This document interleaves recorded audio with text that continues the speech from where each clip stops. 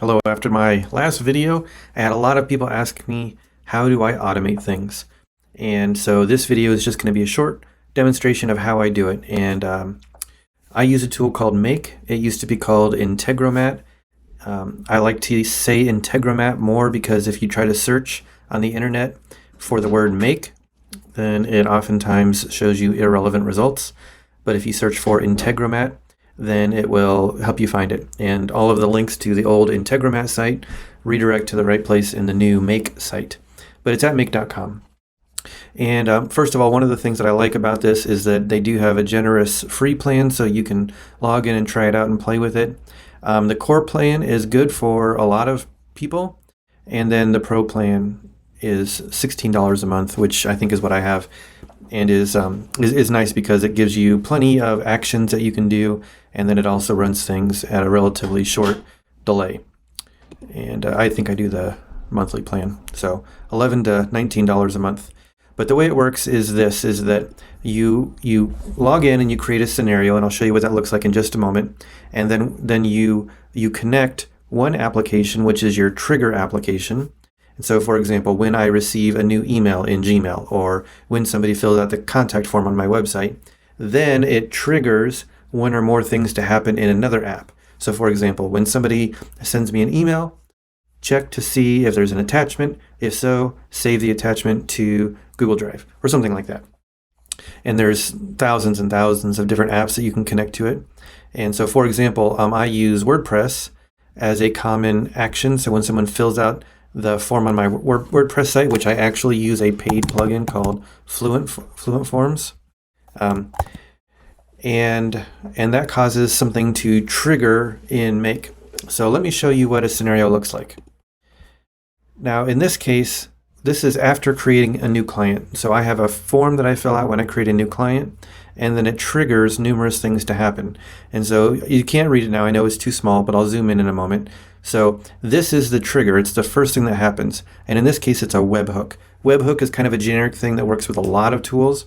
And so the Fluent Forms paid WordPress plugin I use lets you trigger a webhook. And so it's just sitting here waiting, and when something happens on the form, then it triggers the webhook, and then it passes through these steps. And so it adds it to a database, and then this basically says, do all of these things. So it does this thing, and then this, and goes down the list. So let me show you what it looks like.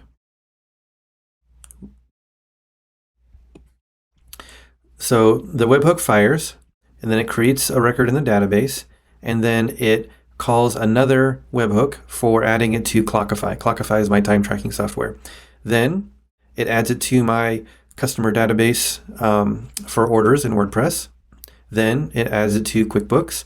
Then it adds it to Dialpad, my telephone software. Then it creates a new folder for the client, and it automatically tags new emails from that client in Gmail. Then it also adds them and updates some data in my ClickUp.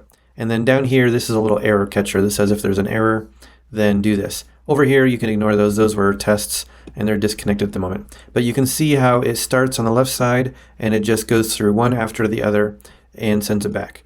And so back in my list of scenarios, I have a lot. But this means after creating a new client, then add them to Clockify. And so that thing that you saw before, it triggers this, and then it goes to Clockify, and it adds them as a client, and then it stores the information in a database. Here is another one. This is when somebody creates a contact using Acuity.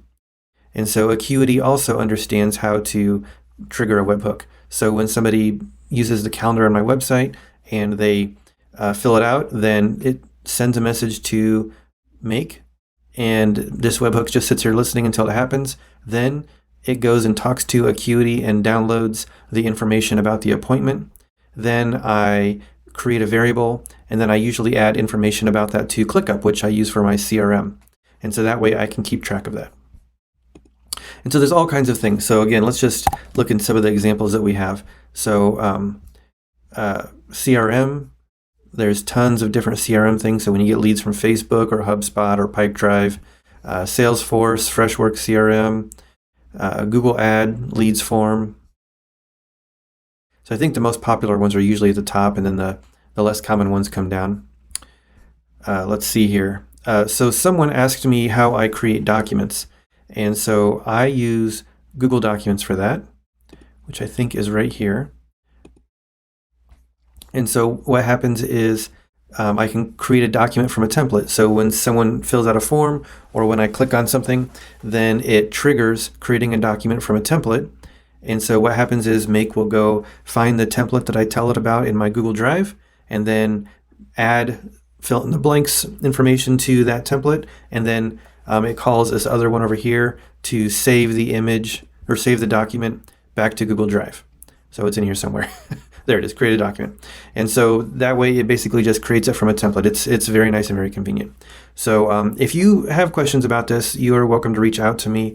Based upon some of the feedback that I have gotten recently, people have said, Matt, would you help me? And I think the answer is, yeah, I think I can.